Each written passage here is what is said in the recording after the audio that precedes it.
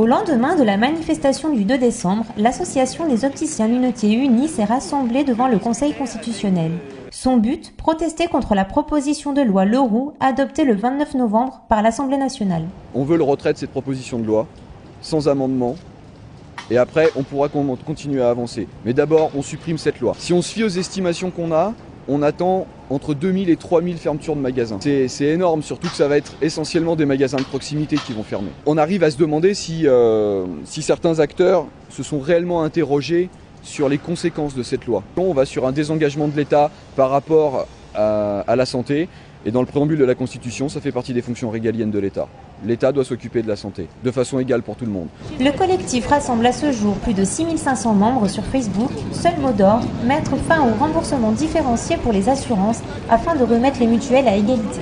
Nous sommes en colère comme le sont les médecins, comme le sont d'autres professions médicales, face à l'emprise que veulent prendre sur nous, sur notre profession, les complémentaires. Notre magasin, je suis dans un milieu rural, les clients nous écoutent. Donc pour le moment, ça se passe encore bien. Toutefois, le fait de refuser systématiquement tous les réseaux fermés, effectivement, a fait diminuer le nombre de mes clients. Il me semblait qu'il était important de rallier l'ensemble de la profession, sans faire de différence entre opticien patron, opticien salarié, entre le fait d'être sous enseigne, d'être indépendant. Donc il était important de donner la parole à tous les acteurs de notre profession pour entendre tout le monde et nous faire entendre aussi. Alors j'ai rejoint ce mouvement tout simplement parce que je pense que notre profession est vraiment en danger.